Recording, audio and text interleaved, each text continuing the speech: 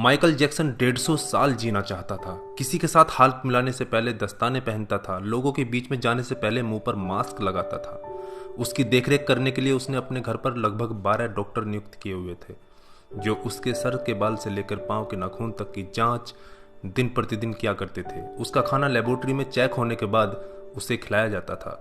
उसको व्यायाम कराने के लिए 15 लोगों को रखा हुआ था।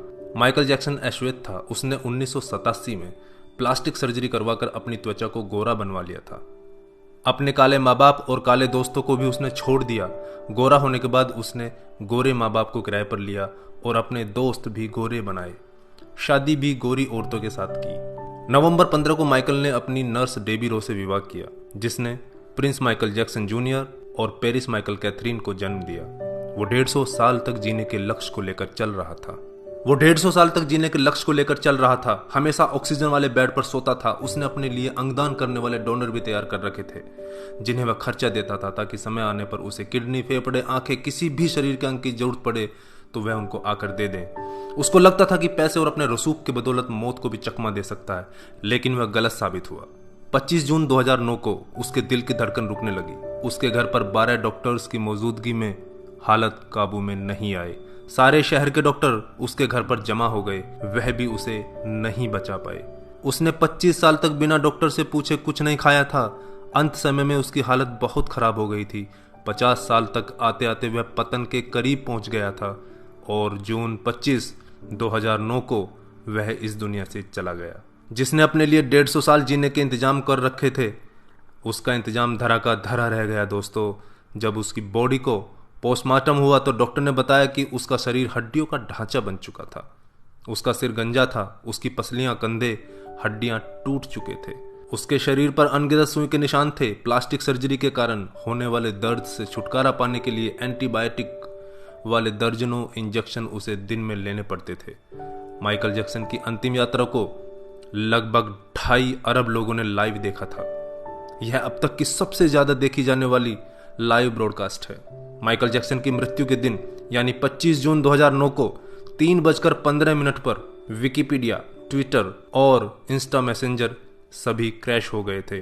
उसकी मौत की खबर का पता चलते ही गूगल पर 8 लाख लोगों ने माइकल जैक्सन को सर्च किया। ज्यादा सर्च होने के कारण गूगल पर सबसे बड़ा ट्रैफिक जाम हुआ था और गूगल क्रैश हो गया था। 2.5 घंटे तक गूगल काम नहीं कर पाया था। मौत को चकमा देने की सोच रखने वाले हमेशा मौत से चकमा खा जाते हैं दोस्तों। कुल मिलाकर सार यही है कि बनावटी दुनिया के बनावटी लोग कुदरती मौत की बजाय बनावटी मौत ही मरते हैं। क्यों करते हो गुरूर अपने 4 दिन के ठाठ पर? मुट्ठी भी खाली रहेगी जब पहुंचोगे घाट पर। क्या हम builders, interior designers, caterers, decorators के लिए कमा रहे हैं दोस्तों? हम बड़े बड़े कीमती मकानों और बेहद खर्चीली शादियों से किसे इंप्रेस करना चाहते हैं? क्या आपको याद है कि 2 दिन पहले किसी की शादी में आपने क्या खाया था?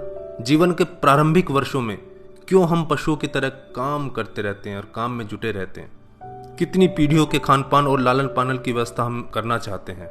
हम में से अधिकांश लोगों के 2 बच्चे हैं, बहुत का तो सिर्फ एक ही बच्चा है। हमारी जरूरत कितनी है और हम कितना पाना चाहते हैं, इसके बारे में जरा सोचिए। क्या हमारी अगली पीढ़ी कमाने में सक्षम नहीं है जो हम उनके लिए ज्यादा से ज्यादा सेविंग कर देना चाहते हैं? क्या हम सप्ताह में 1.5 दिन अपने मित्रों, अपने परिवार और अपने लिए स्पेयर नहीं कर सकते? क्या आप अपनी मासिक आय का 5% अपने आनंद के लिए, अपनी खुशी के लिए खर्च करते हैं? सामान्यतः जवाब नहीं में ही होता है। हम कमाने के साथ साथ आनंद भी क्यों नहीं प्राप्त कर सकते दोस्तों?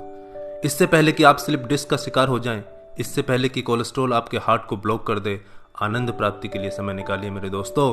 हम किसी प्रॉपर्टी के मालिक नहीं होते, सिर्फ कुछ कागजातों, कुछ दस्तावेजों पर अस्थायी रूप से हमारा नाम लिखा होता है। अगर भगवान ऊपर है तो वो हमें देखकर हंसता होगा। वो सोचता होगा कि हम कैसी कैसी बातें करते हैं जब हम कहते हैं कि मैं इस जमीन के टुकड़े का मालिक हूं। किसी के भी बारे में उसके शानदार कपड़े और बढ़िया कार देखकर राय कायम मत कीजिए। हमारे महान गणित और विज्ञान के शिक्षक स्कूटर पर ही आया जाया करते थे। धनवान होना गलत बात नहीं है, लेकिन सिर्फ धनवान होना गलत है। आइए जिंदगी को पकड़ें इससे पहले कि जिंदगी हमको पकड़ ले। एक दिन हम सब जुदा हो जाएंगे, तब अपनी बातें, अपने सपने हम बहुत मिस करेंगे। दिन, महीने, साल गुजर जाएंगे, शायद कभी कोई संपर्क नहीं रहेगा, एक रोज हमारी बहुत पुरानी तस्वीर देखकर हमारे बच्चे हमसे पूछेंगे कि तस्वीर में ये दूसरे लोग कौन हैं। तब हम मुस्कुराकर अपने अदरस आंसुओं के साथ बड़े फक्र से कहेंगे, ये वो लोग हैं जिनके साथ मैंने अपने जीवन के बेहतरीन दिन गुजारे थे। मेरे दोस्तों, जीना सीखिए। धन्यवाद। जय हिंद।